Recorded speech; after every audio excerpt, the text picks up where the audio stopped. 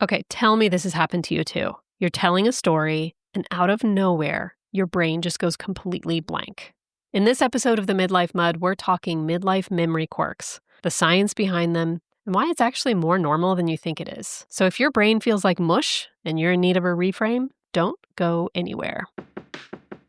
Hey, I'm Morgan. I'm Chris. Welcome to the Midlife Mud, where we promise to bring the real shit, all the grit, and pretty much zero clue about how to deal with this crazy phase of life. And by the way, because this is all about feeling less alone, what we want most is to connect with you. Absolutely. So take a few seconds and visit themidlifemud.com and join our community. And you'll stay up to date on all the dirt. And even better, become a part of the conversation. We can't wait to see you there. All right. Tighten those boots and let's get muddy.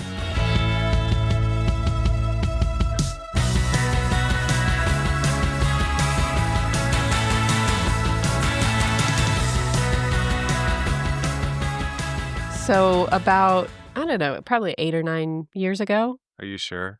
I don't know. Can't remember anything. Probably about 8 or 9 years ago, I somehow got invited to go to a women's bunco night in our neighborhood.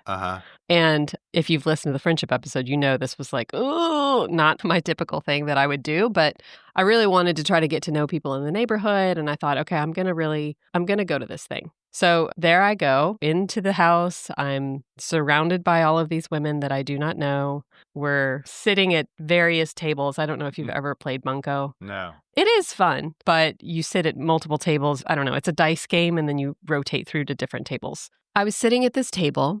We're rolling the dice, and we're all just sort of chit-chatting and getting to know each other.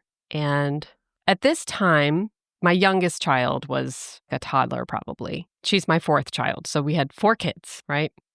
And they asked me, well, so Morgan, how many kids do you have? And I promptly, without even hesitating, I said, I've got 3.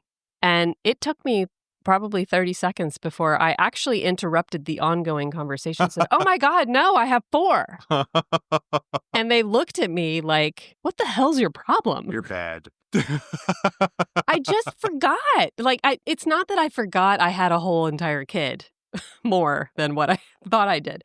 It's just that I don't know. My brain, it was like a brain fart almost. And so that's kind of what I wanted to talk about today is this whole concept of forgetfulness and how we remember things or don't remember them and the impact of all of that. And other common things that happen with people. Like, I'm sure this stuff has happened to you, right? Like, what are some things that you forget? We'll just start with today. I could go 18 minutes ago, more like an hour and a half. But I woke up and immediately the stream of stuff starts coming. Okay, I got to get up. I got to make the bed. So I get up, make the bed, fill up my water, start cooking my sweet potato for lunch, go downstairs, do my workout. So already I'm doing multiple things to try to get ready. Now, I've got to train a guy today at work, so I'm looking at my schedule to make sure that that's all lined out. Have I texted him? I'm confirming all of that. I know that you and I are recording at 6:30, so the whole time I'm like, okay, I got to get through this short list of stuff to get my day ready to launch before 6:30, and I'm in the shower washing my hair, and I'm like, fuck. I forgot something. We have been sending out this email on the Thursday after every episode to the community of subscribers that we have for the Midlife Mud. And that's something that I take on, and I haven't done it. So I'm like, well, crap. It needs to be done by today because we both go through it. And so that just threw the whole thing in a little bit sideways. And I don't know. It just feels like there's this constant stream of things flowing through my mind, like junk floating down a rapid river. And I just am picking them out. Like, oh, I got that one. Oh, I missed that one. Yes.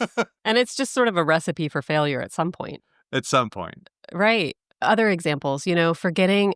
I cannot tell you how many times I've been watching a movie and I see this actor that I know. I know this actor. Oh I know that actor's name. Why can't I think that name is not coming to me? And if I did not have the IMDb app, I would probably be dead from frustration or something. Well, I can remember when we either didn't have it or it wasn't as popular. Yeah. And, it was frustrating. Because it's right there. And the harder you try to get it, the more it's like, no, I'm not coming out. Yeah. And then what happens? 4 a.m., the eyes fly open and you're like, that's it. It's so-and-so. Right. It's like, why does that even matter? But it is frustrating. Or like going to the grocery store. I went to the grocery store, this was probably a couple of months ago. I needed to get a bell pepper or something for a recipe. I was like, I forgot to order the bell pepper. Drove all the way to the grocery store. I go into the store. I pick up all these things, go home without the bell. I didn't have a bell pepper. I never got the one thing that I went to get.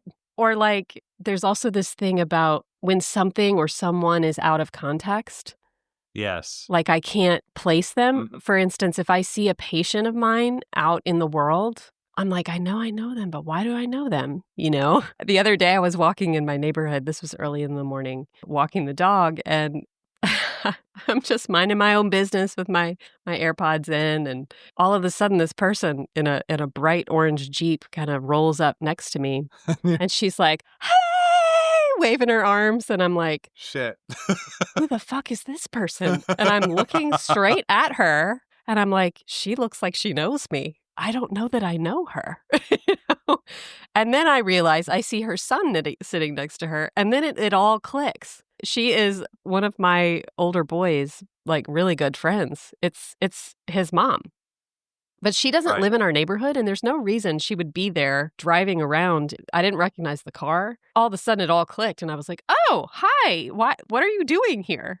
But I looked like a moron. Just gave her this like blank look, like, who are you?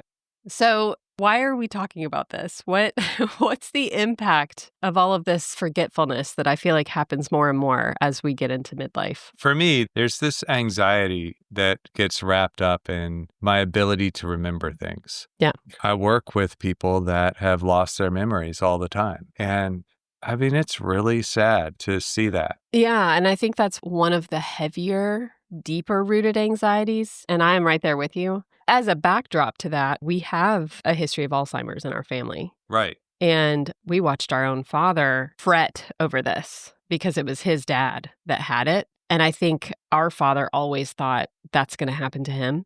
It never did, thank God. But I think that fear has been passed along to us. Yes, it has.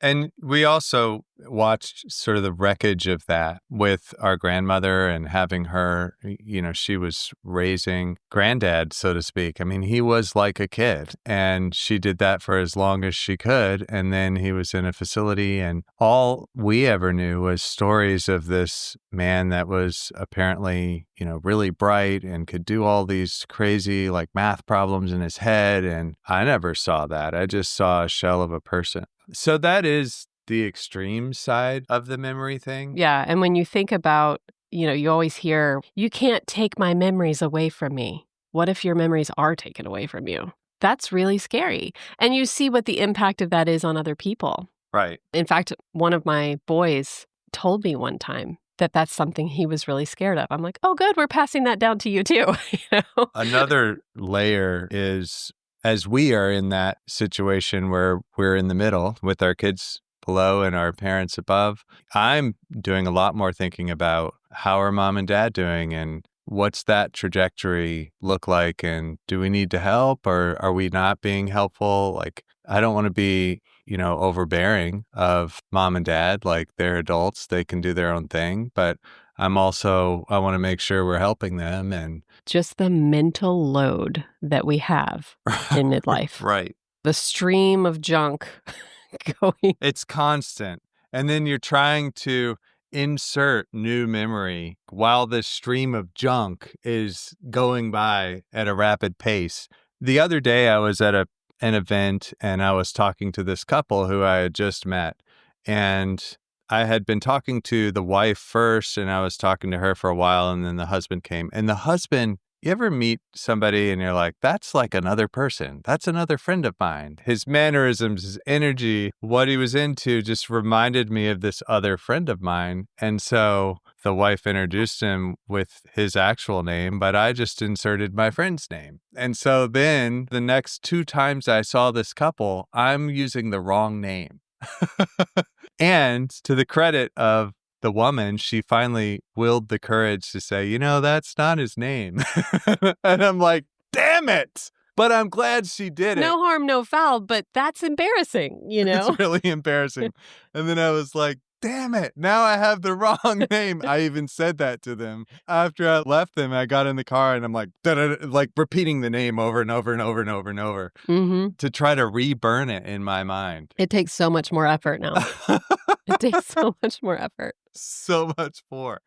And I don't know if I'm just being nostalgic, but more and more I build this fantasy in my mind. Like, when I was younger, I could have done a calculus problem while juggling on top of a bicycle. Yeah, we have pretty grand ideas about what we used to be able to do. It's true. Right. And I'm not sure what's actually real. But I'm pretty sure I used to be able to remember someone's name a little bit better. It is like a little filing cabinet, and it's way, way, way, way in the back. And the lady had to go all the way down the aisleway and open some crazy drawer, and eventually it will come. It just takes forever. And it's just because there's so much crap in there. Speaking of which, we were just talking about knowing your name, and the Cheers theme song just goes raging through my mind. Right. Why do we remember stupid shit like that? I don't know. Right. That doesn't make sense to me. That's not helping me today. That's not helpful. So the impact of this, it can be embarrassing. It can be frustrating. I had a situation just this morning where I had painstakingly gone through this process of setting up a bank account that then I linked to my credit card app so that I could pay my credit card through that app. But I also have another credit card that's the same in that app. Wires got crossed and money was withdrawn from the wrong account and it overdrew. And it's like, damn it, because I forgot to change the setting to the different account. So now I have to take time out of my day to do this extra step of like writing a check and going to the bank and depositing it and paying this fee that I didn't want to pay. So it can literally be annoying. It can be scary when you think about who am I without what I remember? Right. Speaking of IMDb, there was this old movie with Guy Pearce called Memento. Do you remember that movie? Actually, I was thinking about that with all the Post-it notes. Yes. And sometimes he would like get mad and he'd be like, I'm changing the memory because I'm going to do something different. It was like really thought-provoking. Yeah. All of that to say, most of us are in the same boat. We're all experiencing some level of this, right? Yeah. And some of it is because of literal aging. And some of it's just because of the nature of this phase of life. It's a bit hard to untangle, though, because when you add more pieces of junk in the river, it just creates more difficulty with accessing your brain. And then if you add on top of that, you got all this stuff flowing, and now you look behind you and you feel like a lion is trying to eat you and push you into the river. So, which is stress, right? So now you add stress onto it. I remember the first time that I ever did a big talk, like on a national stage at an association conference. And I worked really hard. I planned my outline. I had everything all laid out. And I got up there and my brain just went white, nothing. And as soon as that happened, my entire sympathetic system just went evacuate. Yeah. So what's actually happening? There is a little bit of science. There is a little bit of stuff going on with the brain as we age. They say that the hippocampus, which is the memory center in your brain, actually gets a little bit smaller. Yeah. It actually gets a little bit smaller as we age. So we're not quite as capable of holding as much. We also have these hormonal shifts, both men and women. Estrogen and testosterone both affect your memory and ability to like pay attention to things. I read this thing about brain scans that were done on taxi drivers in London, like before the days of GPS. And they found that they had immensely active memory centers in their brain. And the theory was that they used them actively all the time. And that was contributing to that.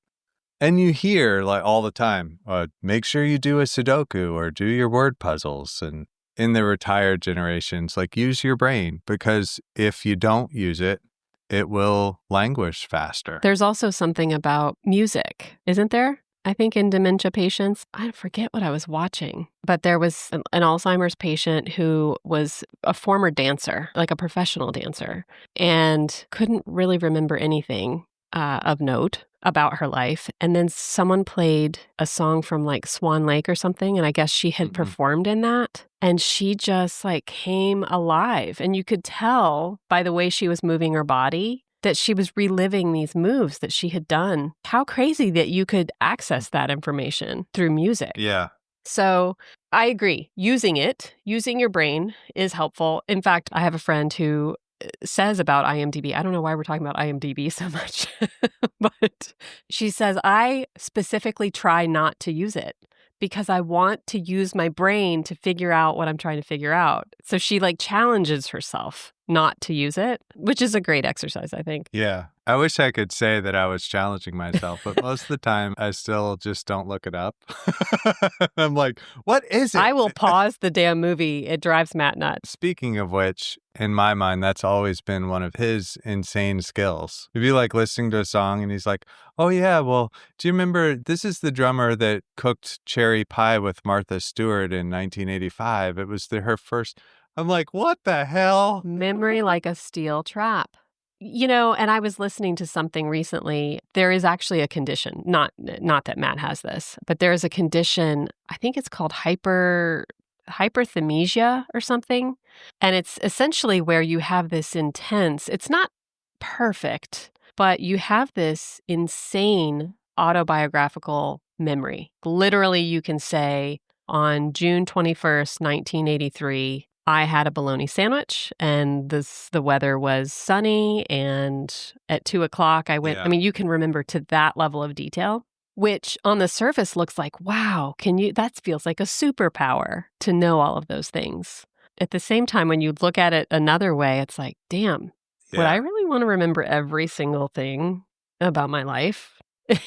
That's a little extreme. And so there is a purpose to forgetfulness, and we can talk about that more in a little bit, but it's really not all bad. Well, the slippery slope to memory also is that there is sort of the black and white facts of kind of what happens in a certain event, but those are not necessarily what your memory is. Memory is shiftable, and we shift our memory all the time without knowing it. Not to mention that the actual experience itself is through a lens of your perspective. Very subjective.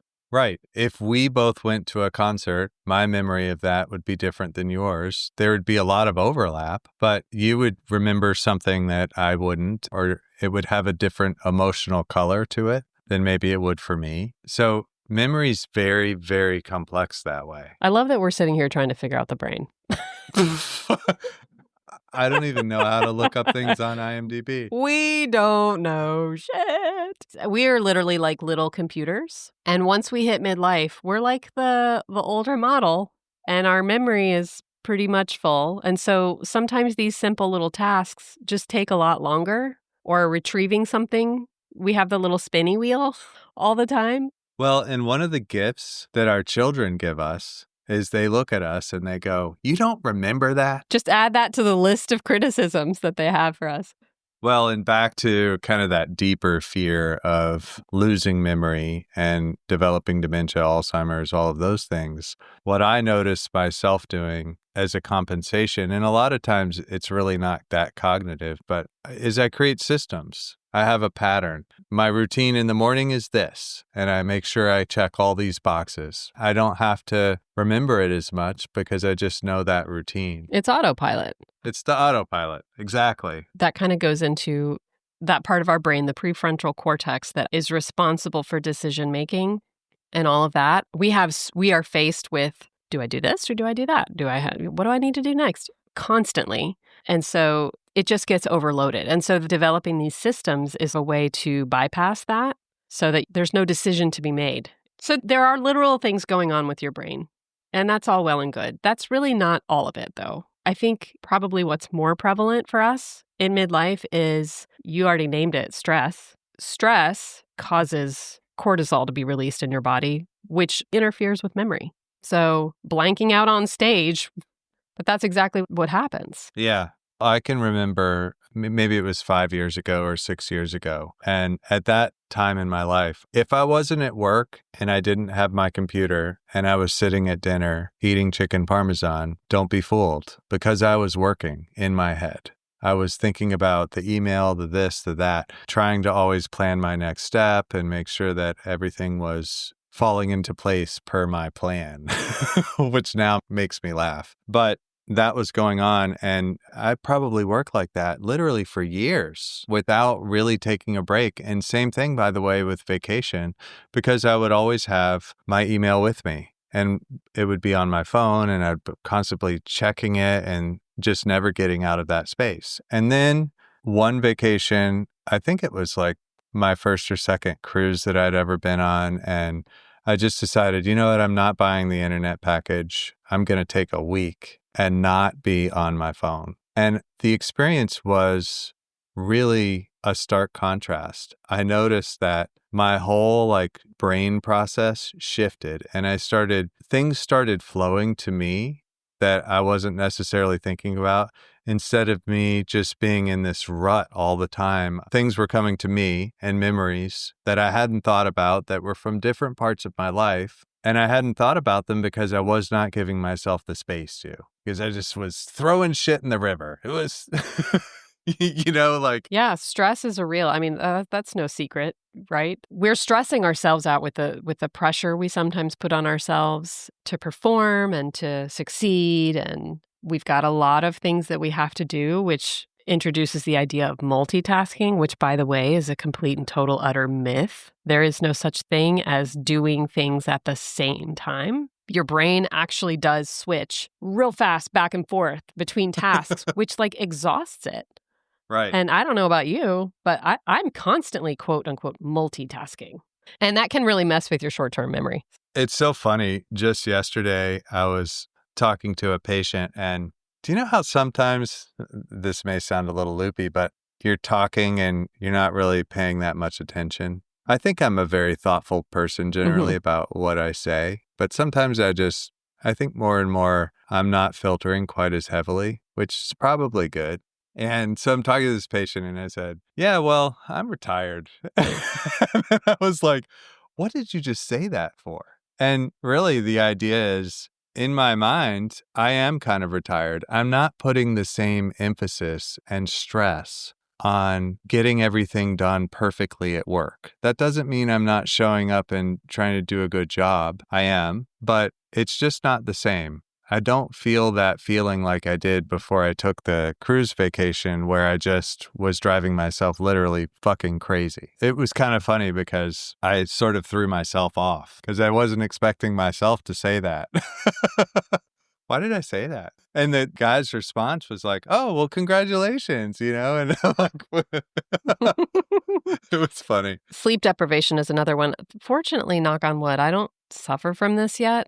But I can tell you that my husband cannot sleep very well. Stress. He's plagued. Yeah. Listen to me. I'm like Dr. Chris. He's stressed. That's the problem.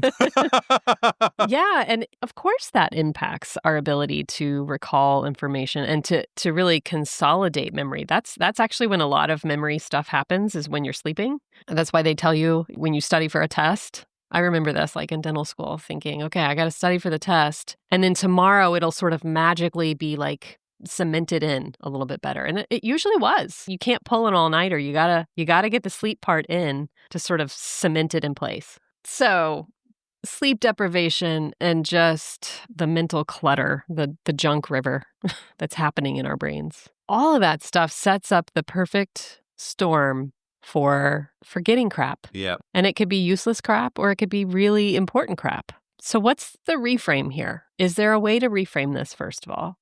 And also, is there a way to better manage it, to improve it? I think there is. I think when you consider the fact that there is that much stuff in our brain, we could look at that as we've been around for a while. We've been living a full life. And that's why there's so much stuff in there. Yeah. And so it's like putting a little bit of that positive spin on it. And the fact that we sort of need to triage, what's the really important stuff I need to remember here? And what's the stuff I can let go of? It's like your brain sort of automatically does that for you. If it knows it has to pick and choose, it can't just hold everything. It's like, okay, this I'm going to hold on to, and this I'm going to let go. So it's almost like we're better at seeing the bigger picture and just taking what we need, which is a great skill to have. It is. There's a nugget there. I mean, the fact is, back to your point of we've lived these lives filled with memories and they're in our brain somehow. And there's some beauty to just letting those things percolate up. And that can be really fun if you're kind of keeping your day-to-day river in check. But I think so many times in life, we get wrapped up in what's important. And, all of a sudden, like making sure that we have the perfect children's pants for the 8th grade graduation and making sure that everybody's on time for the dance recital and this and that. And I'm not saying those things aren't altogether not important, but if you let them become so important that you can't sleep at night, it's probably a little bit of a imbalance. You're not seeing the bigger picture in that case. Right. And maybe when I say I'm retired, that's what I'm really saying to myself is I'm retired from putting that heavy of a weight on things that don't matter really in the end. They don't matter as much as being able to sit still and actually be in a moment because I'm not as worried about all those little things. And that's what that cruise vacation story was for me. It was an aha moment in that area. Like, holy crap. I have this whole part of my personality that I have literally been ignoring because I'm managing my junk river. I know. And at the same time, it's like the junk river is there, and it needs to be managed. And it should be there to some degree. I'm not saying it shouldn't be. Yeah. There's also this concept of sort of building emotional resilience, like back to what is the gift of forgetting? And I can tell you, there are things, not so pleasant things, that have happened, at least in my life, that I can't remember that well. And that is a blessing. I don't want to remember that stuff. So I think having selective memory can be a good thing to help build that emotional resilience. It keeps us from getting bogged down. Yeah, it's a protective mechanism. Yeah.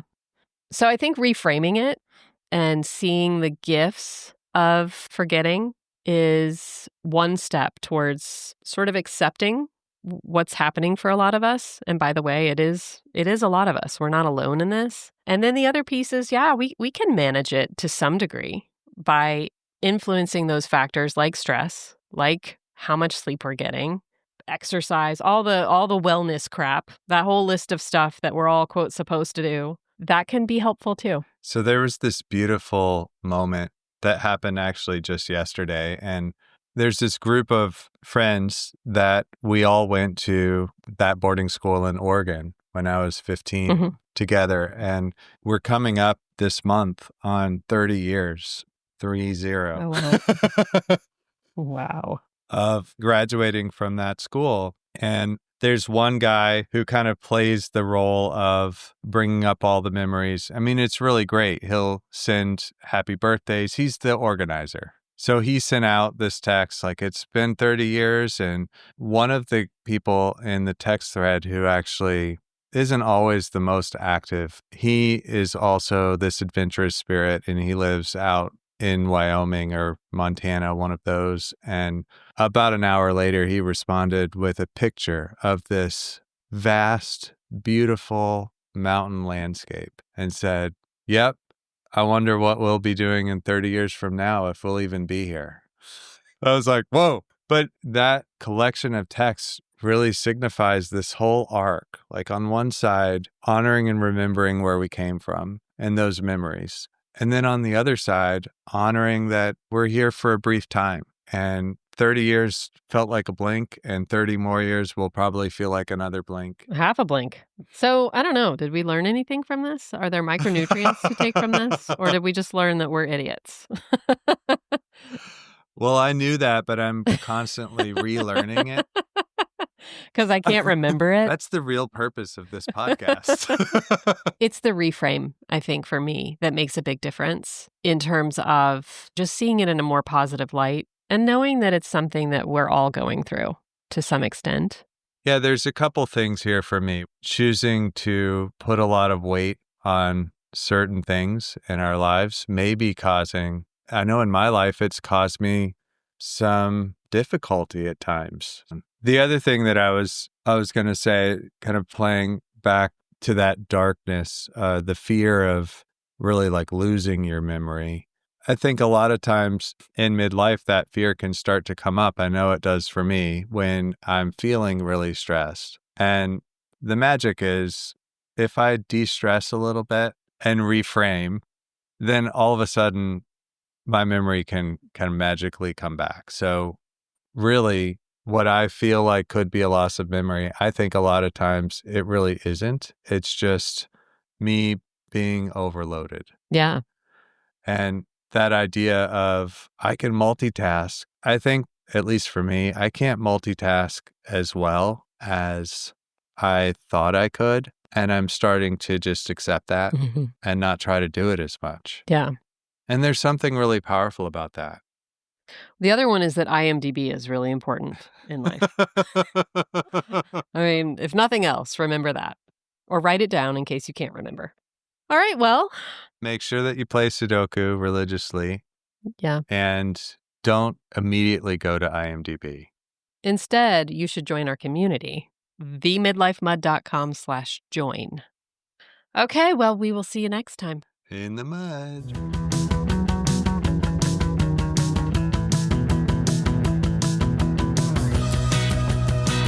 Thanks for being with us in the mud today. If you liked this episode, do us a huge favor and subscribe to the show. This is going to make sure you never miss an episode, and it's going to help us grow our muddy community, which would mean the world to us.